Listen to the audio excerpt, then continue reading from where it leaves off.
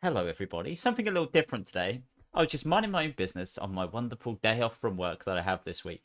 And as I was browsing YouTube, a very interesting video came up. This one, which we're going to watch together. It's a nice little interview with Todd Howard, Phil Spencer about good old Xbox and Starfield. And I saw the first question and was surprised about what was going to happen. So I was like, do you know what? We're just going to watch this together because this looks like it's going to be very entertaining. Right, let's go, shall we? I asked our audience, what would you ask Todd? Big question from many. Why did you not optimize this game for PC? Great way to start. Nice little delay, by the We way. did. It's running great. It is a next-gen PC game. We really do Phil's push the face. technology, so you may need to upgrade your PC for this game, but it's got a lot of great stuff going on in it, and the fans are responding awesome. Wow, I love it. So it's instead of maybe we could try a few little things. It's you may need to upgrade your PC. Yes, you peasants, you may need to spend an extra £1,000 or so just to play our video game. But don't worry, there is stuff to do in it.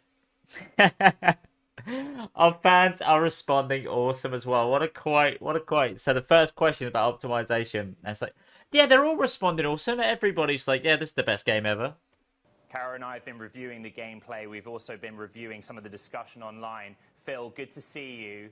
Xbox Game Pass, okay, it's available to anyone that subscribes. Good question. Yeah. So how can you guarantee from a sort of sales perspective that you kind of hit the heights that Skyrim has? If it's available to anyone through Game Pass, how do you ensure people actually That's play it. Tee up, Phil. Tee up.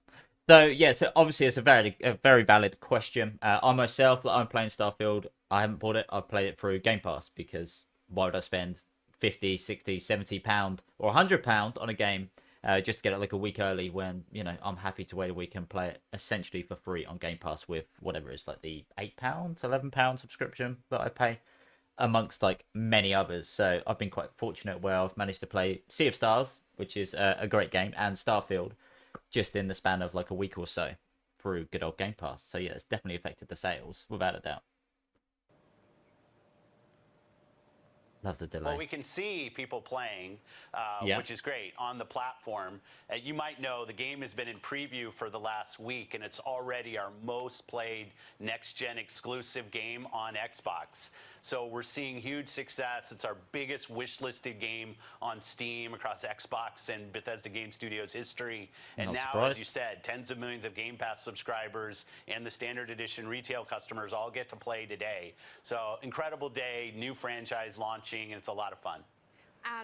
I wonder if, sorry, cutting you off, Cara, I think her name was. I don't actually know. I think maybe I've seen it like once before in another interview, but there's interesting phrase as well too. So new franchise. So I'm assuming, as we all would, we're expecting it to do like Starfield 2 and such. Be very odd if there wasn't. But another thing is, again, it's where he's saying it's the most wishlisted Bethesda game and Xbox game on Steam. Well, let's be honest, there hasn't really been a Bethesda, especially game coming out in many years. What you've got, Doom Eternal, but that's more id as well. So what is that? The last one. So of course this is going to be hotly anticipated. It's essentially Fallout in space. So of course there's going to be loads of people wish listing this game. But that's kind of a non-answer, that one. I'm sure you want to dwell on the here, the now, Phil, but you've been asked, and I'm going to ask it again. You mentioned exclusive. So does that mean the Elder Scrolls 6 will be? How do you mark as to whether this is the right track? Well, this would be a gauge, obviously. Phil? Yeah, we look at it on a Phil. case-by-case basis with the games that we build.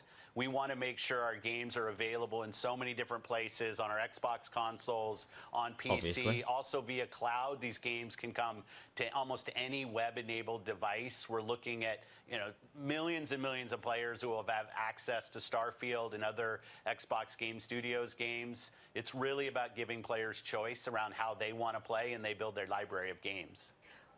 Let's be honest as well. Like a lot of people, diehard fans, would have pre-ordered Starfield straight away. So I was very dubious with Starfield as soon as it was announced because it's Bethesda, and we all know that Bethesda like to promise the world but don't deliver that. So, like my favorite Fallout game is Fallout New Vegas, which was made by Obsidian in what, a year, if that. but it just had a much better world in it than the other two Fallout games. I mean, I'm not including Fallout 1 and 2 because they're essentially their own separate entities. So yeah, it's one of those things with Bethesda when they're headlining the actual development. It's yeah, you should take what they say with a big grain of salt. Let's put it that way. But as far as playing a massive library of games, as Phil's put it, yeah, Game Pass it literally is the best deal in gaming, like bar none. And he also mentioned about playing on the cloud. So I can't remember if Xbox have officially given a release date to their portable platform. Like it's essentially a cloud handheld. But yeah, that's obviously what they're going to try and push because that's also where the Switch money is and the Steam Deck money is now too. What then, Todd, about timing? What then Todd. about other names, other games, Baldur, for example, Baldur's Gate, that have done significantly well? How do you think about ultimately making sure everyone's addicted to your current offering right here, right now? You know, I think if you look at Sorry, Todd. Phil's face. Obviously that's come up quite a lot, the comparison with Baldur's Gate, because I think a lot of people said, well, you can't compare modern gaming to how fleshed out and complex Baldur's Gate 3 is. I mean, you should. You absolutely should. You can and you should, because that's how all AAA games and developers should be judged, is by the next big thing. Why cannot AAA developers consistently produce a Baldur's Gate 3 type game when indie developers have been doing it for many years now? video games now, it is so competitive. I think this year, 2023, could be the greatest year ever in video games. Absolutely not. No. It's not the greatest year ever. In video games, it really is not. It's a good year in video games. It really is. But the greatest year in video games, there's many other years that would debate with that. Games, I don't know, but to have Starfield be out You're right, Todd, you don't know. there and the response that we've gotten has just been incredible for everybody here at the studio. And the other thing is, yes, it's about launch, it's about today, but our games, they are played for years. You know, we're 12 years after Skyrim, still one of our most played games. So we I wonder why that is, Todd. Is it could be, you know, that you haven't really released many games and people like that experience that they forced to play Skyrim and Fallout for many years? Or is it that they're just that good? Oh, wait. How many times have you released Skyrim again now? We like to build these worlds that people can really get lost in. The fan feedback and what it means to everybody. It really is incredible for all of us here. Todd. Big gulp, big gulp there from Todd. I'm sure that was just an involuntary thing, but yeah, it's like, again, not really another good answer. It's kind of just there. To another one of the audience questions, Oh, and it's okay. very specific, but so many people asked it. Why are there no vehicles on planets? Space is one thing, but what about terra firma? Oh, Phil, it's the same as me then, yeah? Oh my god. Right, so obviously I have been playing Starfield, and I'm very curious what Todd will give us the answer. Something tells me it won't be a proper answer. I may have to translate what he says to why I think there are no vehicles in Starfield, or even mounts. It's a great question, Phil's actually. It's something we face. consider. You know, we're going to do outer space, we're going to do planets. Once you do vehicles, it Never does considered it. change the gameplay. So by focusing, once you land in your ship, that you're on foot, it lets us really, for the players, make it an experience where we know how fast they're seeing things. Yes, interesting. So you know the speed of the game just from what they're doing. Okay, clever. In one sense, you do have a vehicle, which is you obviously have your spaceship. You can go around in space, but You then have a on the vehicle, surface, yeah. you do have a jetpack, which you can upgrade, which Not a is vehicle. super fun, new experience for us. And obviously, planets have different levels of gravity, which make that unique for many planets. Borderlands have been doing that. I mean, Borderlands has been doing different gravity. There's probably many other games as well. Oh god, what was it called? Like Dark Void, I think, was another one that gave you a jetpack. It's nothing new and doesn't really make. Sorry, a level of gravity doesn't make a planet unique. The moon is not unique because of its gravity, Todd.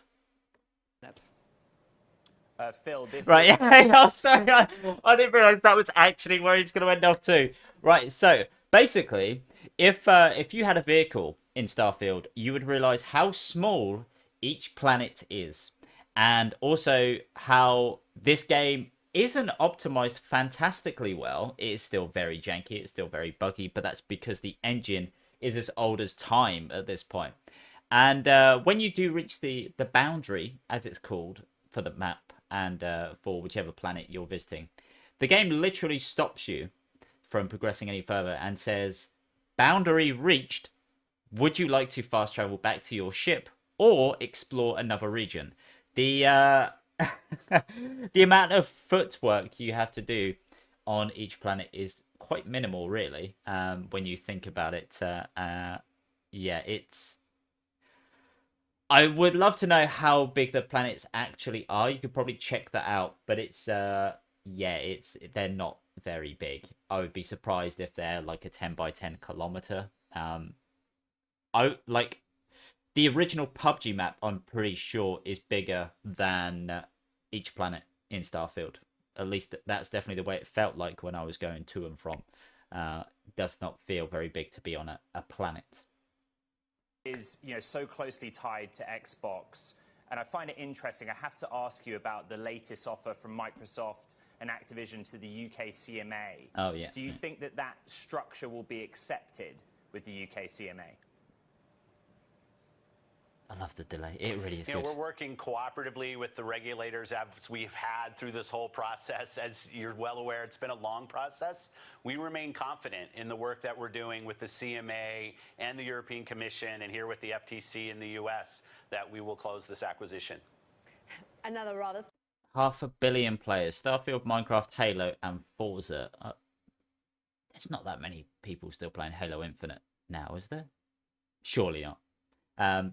Yeah, I mean, that's about the best answer you're going to get for the CMA question right now. specific question for you, Todd.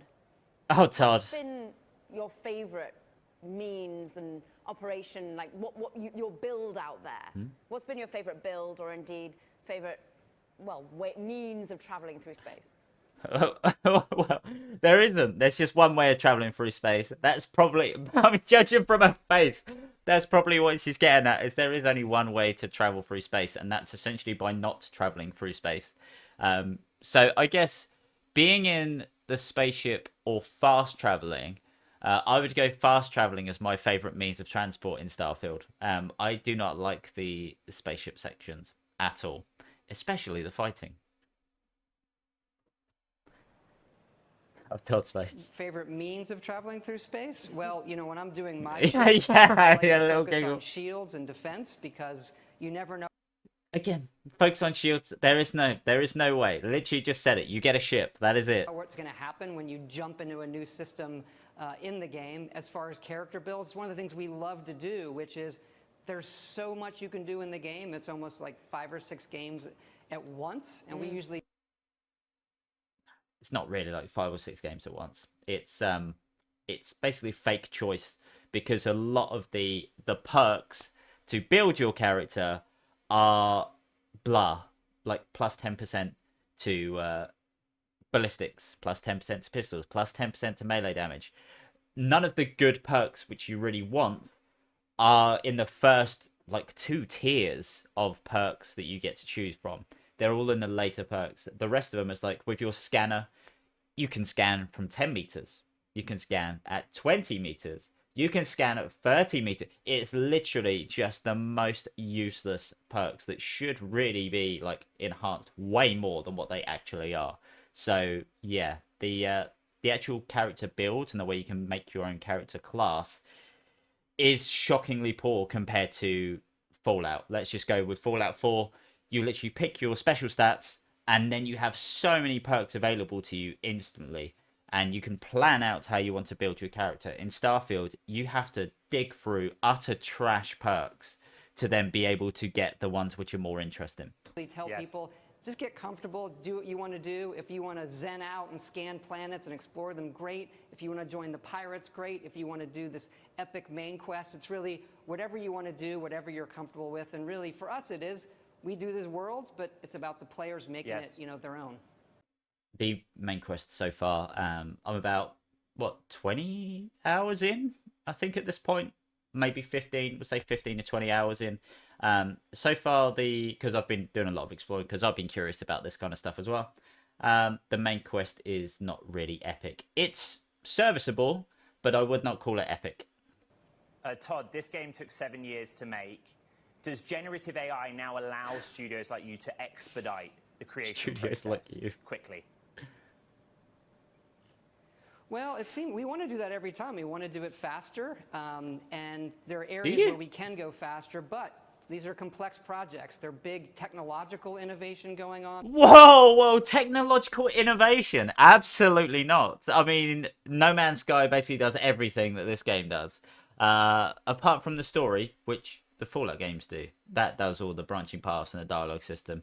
And, oh god, it just made me bring back the multiple choice dialogue persuasion system in this game. Carry on, Todd. There's so much design. This game has over 3 million words in it. So we do like to make really big games. Those will take some time. And as you mentioned before, the competition in our industry is quite high. The bar is high. And we want to get there for all of our fans every time. Yeah, not quite. There you go. You can see all my recommended things. Yeah, it was a very interesting interview. I'll give it that. Yeah, Todd is always in his own dreamland when it comes to certain things. But wow. Yeah, I'll leave my main thoughts to Starfield in my review, which probably won't be out for another like 2 weeks because it's Starfield. It's huge. I'll try and give it a fair shot unless I just quit it out of tedium and boredom.